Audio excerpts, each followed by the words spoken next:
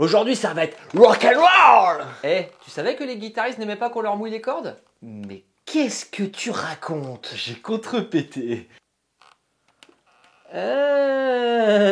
Fusion! Yeah! Bonjour les padawans de la physique, Obian pour vous servir. Bienvenue sur la chaîne qui répond à vos questions. Et pour ce faire, laissez-les en commentaire et j'y répondrai lors d'une prochaine vidéo. Aujourd'hui, on répond aux commentaires de Ludovic et on voit comment fonctionne un ampli à lampe. Bon, vu le sujet de niche, je vais certainement pas faire beaucoup de vues. Ouais, bah ça va pas beaucoup de changer d'habitude. Ouais, c'est pas faux, c'est pas grave. Bon, avant de parler d'ampli, on va déjà parler de guitare. Enfin, du son que ça émet en tout cas. Le son, on l'a déjà vu dans une vidéo précédente que je vous mets ici, c'est avant tout un signal périodique. Et qui dit période, dit fréquence. Fréquence de vibration. Car quand on se met à frotter une corde de notre guitare, elle se met en vibration à une certaine fréquence. D'ailleurs, chaque note a sa propre fréquence. Par exemple, un La, c'est environ 440 Hz. Une fois qu'on a fait vibrer la corde va faire vibrer les molécules qui sont présentes dans l'air. Ces molécules vibrent donc à la fréquence de la note et vont venir percuter notre tympan. C'est à ce moment-là qu'on entend le son de la note. Seulement, si on prend juste une corde et qu'on la frotte, le son ne va pas être exceptionnel. On a besoin d'amplifier le son. Sur une guitare acoustique, le corps de la guitare sert de caisse de résonance. C'est grâce à ce caisson de résonance qu'on entend un son audible.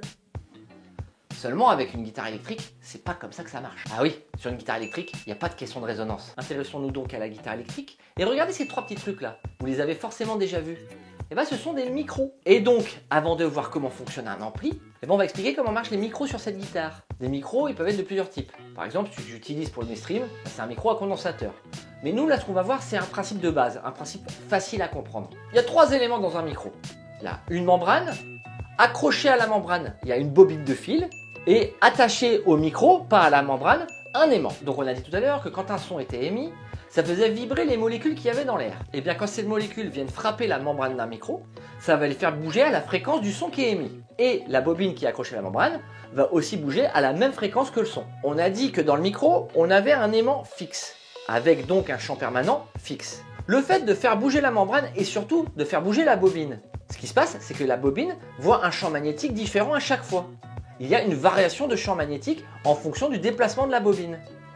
Et qu'est-ce qu'on a dit la semaine dernière quand on a vu le moteur asynchrone? Une variation de champ magnétique crée un courant induit au sein de la bobine. Donc, dans la bobine de mon micro, je vais avoir un courant induit. Et le courant induit va être donc périodique. La bobine faisant des allers-retours vers l'aimant, le courant va donc aller une fois dans un sens puis une fois dans l'autre. Il se crée donc un courant alternatif. Et je vous le donne dans le mille, ce courant sera à la fréquence du son qui a été émis. Donc en fait, si on veut simplifier un micro, qu'est-ce que c'est? C'est un convertisseur. On vient convertir notre son en signal électrique. Et donc revenons à nos moutons de ce qu'on a dit en début de vidéo. On a dit que quand on frottait la corde de guitare électrique, un son était émis. Ce son est vraiment faible à l'oreille. Il suffit juste d'écouter Marty dans Retour vers le futur 2 et vous allez voir que c'est vraiment pas exceptionnel.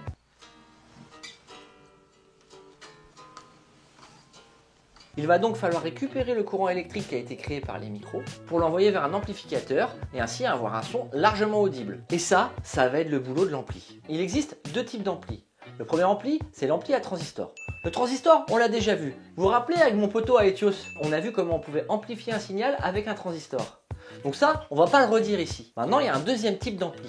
L'ampli à lampe. Et pour comprendre son fonctionnement, il va falloir remonter loin dans le passé, au 19e siècle pour être précis, lorsque Thomas Edison a inventé l'ampoule.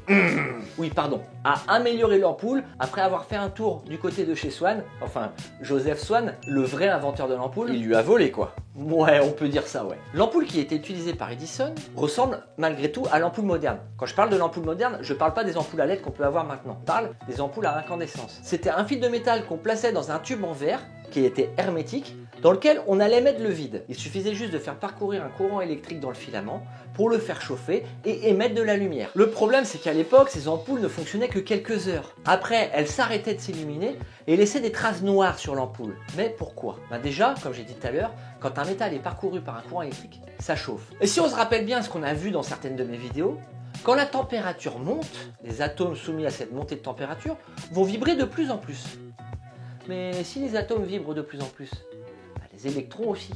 Parce que je rappelle qu'un atome, c'est un noyau avec un cortège électronique autour. Tout se met à vibrer, les électrons aussi, sauf que lorsqu'on fait passer un courant électrique, Pareil, on en a déjà parlé, ce sont les électrons libres des atomes de métal qui se déplacent. Donc ces électrons libres commencent à vibrer. Ça chauffe, ça chauffe, ça chauffe, et ça vibre, ça vibre, ça vibre, ça vibre. Au bout de très peu de temps, la température est telle que, à force de vibrer, certains électrons sont éjectés. Mais comme j'ai dit précédemment, les électrons ils viennent pas de nulle part. Ils viennent des atomes du filament. Ce qui fait que les atomes qui ont perdu leurs électrons vont être chargés plus. Parce qu'à la base, ils sont électriquement neutres. Quand l'électron chargé moins part, ce qui reste de l'atome est chargé plus. Qu'est-ce qui va se passer? J'ai des électrons qui sont éjectés, qui sont dans le vide, et j'ai des atomes chargés plus. L'électron va être attiré par l'atome. Le plus attire le moins. Sauf que, qu'est-ce qui est en train de parcourir le filament? Un courant électrique, donc plein d'électrons. Donc en fait, l'électron, il revient, mais moins par moins, ça se repousse. Donc il remonte. Puis après, il est attiré par l'atome chargé plus. Il descend. Mais les électrons le repoussent, ils repoussent. Et donc on va arriver à un certain équilibre où on va avoir un nuage d'électrons tout autour du filament. Ça, c'est ce qu'on appelle l'effet Edison. Et c'est ça qui noircissait les ampoules de Thomas Edison. Un peu plus tard, un autre scientifique qu'Edison, Fleming, étudie un peu l'ampoule. En fait, il travaille en étroite collaboration avec Marconi. Tu bluffes, Martoni. Qui lui est dans les transmissions, dans la radio quoi. Et il se rend compte que l'effet Edison peut être utilisé. Je vous explique. Il se dit tout simplement, je vais prendre mon ampoule. J'ai un nuage d'électrons autour du filament. Si je viens mettre une plaque que je vais charger positivement à l'autre bout de l'ampoule, les électrons vont être attirés par la plaque. Et donc, je peux avoir un courant électrique qui peut passer du filament vers la plaque de métal. Et en fait, ce que vient de faire Fleming, il a inventé ce qu'on appelle les diodes à tubes, l'ancêtre des diodes à semi-conducteurs qu'on connaît aujourd'hui. Il ne reste plus qu'à améliorer tout ça et je vous explique comment marche cette diode. Comment il va faire pour améliorer? C'est-à-dire qu'il ne va pas juste prendre le filament et les électrons qui vont être éjectés par le filament, il va mettre une première plaque et juste derrière la plaque, il va mettre le filament.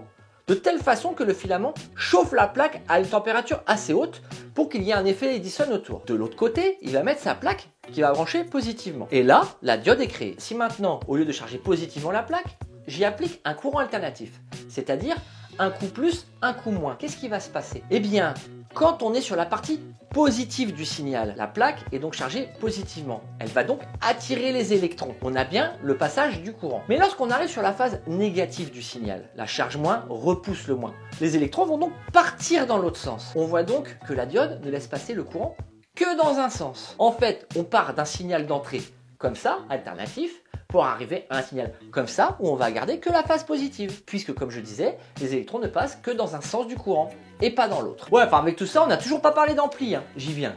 Donc une fois que la diode est inventée, ils vont inventer d'autres composants électroniques à partir de ça. Ils vont inventer ce qu'on appelle la triode.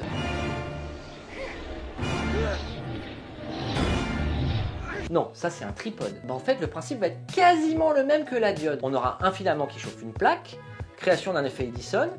De l'autre côté, une plaque pour récupérer les électrons.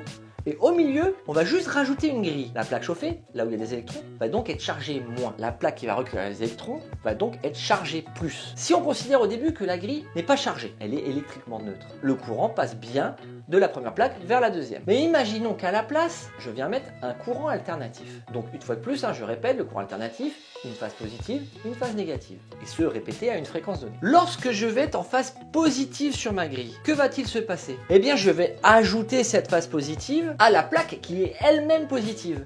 Je viens donc récupérer beaucoup plus d'électrons. Si, à l'inverse, j'arrive sur la phase négative, le moins repoussant le moins, je vais repousser beaucoup plus d'électrons. Je vais donc avoir beaucoup moins d'électrons. Et il s'avère que ce flux d'électrons qui est soit amplifié, soit fortement diminué, eh bien le signal de sortie sera donc amplifié par rapport au signal de la grille. Si vous avez compris là où je veux en venir, il suffit juste de brancher la sortie de notre guitare électrique sur la grille. Et notre courant périodique qu'on a créé grâce au micro de la guitare électrique va être amplifié grâce au triode. Ce qui fait qu'en sortie de notre ampli, on a un signal électrique amplifié. Il ne reste plus qu'à brancher à une enceinte. Et là, on va voir comment fonctionne l'enceinte et on aura fait tout le système de la guitare électrique jusqu'à la sortie du son amplifié. Petit aparté, j'ai oublié de le dire. La triode, on a vu qu'il y a un filament qui est chauffé qui va créer de la lumière puisque c'est toujours le principe de l'ampoule. C'est pour ça qu'on parle d'un ampli à lampe. Les lampes, en fait, c'est des triodes. Donc en fait, c'est un composant électronique qui découle de l'ampoule d'Edison. Bon, l'enceinte, vu qu'on a vu le micro tout à l'heure, c'est pas très compliqué. Ça fonctionne à l'inverse. Toujours le même principe. Une bobine attachée à une membrane et un aimant. Sauf que là, la membrane, elle bouge pas initialement. Mais on va injecter le courant créé en sortie d'ampli dans la bobine. Ça, on l'a déjà vu. Une bobine parcourue par une intensité va créer un champ magnétique.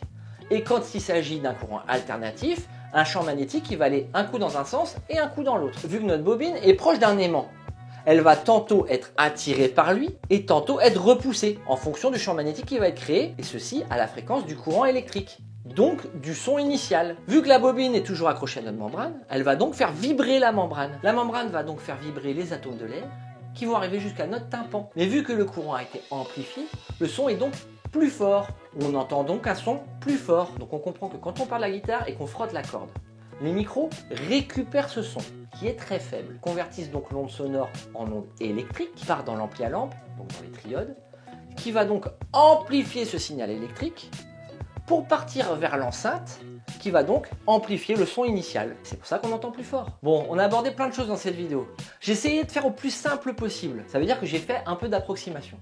Si vous n'avez pas tout compris ou si vous n'êtes pas d'accord avec la façon dont j'ai traité le sujet, n'hésitez pas à me le dire en commentaire, on va en discuter. Si cette vidéo vous a plu, n'hésitez pas à la liker. C'est comme ça que je sais si les sujets vous intéressent ou si le traitement du sujet vous a plu. Surtout, n'hésitez pas à vous abonner, voire même mettre la cloche pour rater aucune des prochaines vidéos.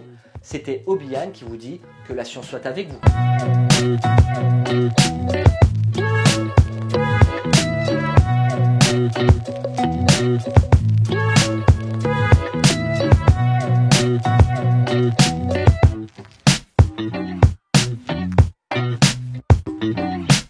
C'est ce qu'on appelle une triode.